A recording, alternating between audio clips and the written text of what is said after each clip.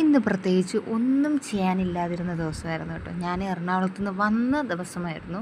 So ഉറക്കമൊക്കെ എണീറ്റ് പിന്നെ കുറേ നേരം തെരപരയൊക്കെ നടന്നു. അതൊക്കെ കഴിഞ്ഞ് നോമ്പില്ലായിരുന്നു കേട്ടോ. കാരണം ഞാൻ ഒത്തിരി ലേറ്റായിട്ടാണ് വന്നത്. അപ്പോൾ നല്ല ക്ഷീണിച്ച് ടയേർഡായിട്ട് കിടന്നുകൊണ്ട് എന്നെ വിളിച്ചില്ലായിരുന്നു. അങ്ങനെ നോമ്പ് പിടിച്ചില്ലായിരുന്നു കേട്ടോ.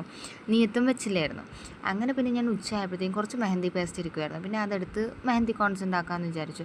കുറേ സെലോഫീൻ ഷീറ്റ് ഞാനിങ്ങനെ കട്ട് ചെയ്തതിൻ്റെ ബാക്കി ചെറിയ ചെറിയ പീസുകളൊക്കെ ആയിട്ട് കിടപ്പുണ്ടായിരുന്നു കേട്ടോ. അങ്ങനെ അതെല്ലാം കൂടെയൊക്കെ എടുത്ത് ചെറുതും വലുതുമായിട്ട് നമ്മുടെ വീട്ടിലെ ആവശ്യങ്ങൾക്ക് വേണ്ടിയാണ് കേട്ടോ. അങ്ങനെ കുറച്ച് കോൺസ് ഞാൻ ഉണ്ടാക്കിയായിരുന്നു.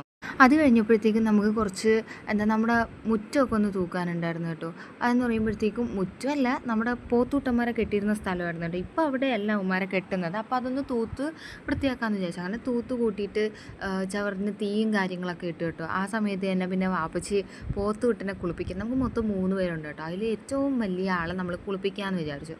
ആ സമയത്ത് നോക്കി ആട്ടുകുട്ടികൾ തുള്ളിച്ചാടി നടക്കുകയാണ് കേട്ടോ. 2 കുഞ്ഞു കുട്ടികളായിരുന്നു. പിന്നെ നമ്മൾ പോത്തിനെ കുളിപ്പിക്കുക എന്നുള്ള കർത്തവ്യത്തിലേക്ക് കടന്നിരിക്കുന്നു.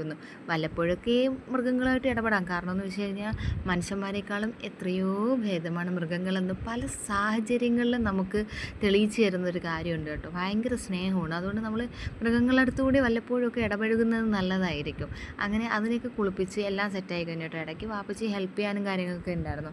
അങ്ങനെ നമ്മളെ ഇന്നത്തെ പണി ഇതായിരുന്നു കേട്ടോ. മെയിൻ ഹൈലൈറ്റ് എന്ന് പറയുന്നത് പോത്തുകുട്ടനെ കുളിപ്പിക്കുക. അതൊക്കെ കഴിഞ്ഞ് ഞങ്ങൾ ഇന്ന് ഇക്കുവിൻ്റെ വീട്ടിൽ നിന്ന് എൻ്റെ വീട്ടിലോട്ട് വരുന്നുണ്ടെന്ന് പറഞ്ഞു കേട്ടോ. അങ്ങനെ രാത്രി ആയപ്പോഴത്തേക്കും നോമ്പൊക്കെ മുറിച്ച് വീട്ടുകാർ നോമ്പ് മുറിച്ച് കഴിഞ്ഞാൽ ഞാനും അപ്പച്ചിയും പുറത്ത് പോയി ഫുഡൊക്കെ മേടിച്ചുകൊണ്ട് വന്നു. അവരൊക്കെ പോയതിന് ശേഷം ഞങ്ങൾ എല്ലാവരും രാത്രി ഒരുമിച്ചിരുന്നാണ് ഫുഡ് കഴിച്ചു കേട്ടോ. അപ്പോൾ ഇന്നത്തേക്ക് ഇത്രയേ ഉള്ളൂ. Tata bye bye, see U.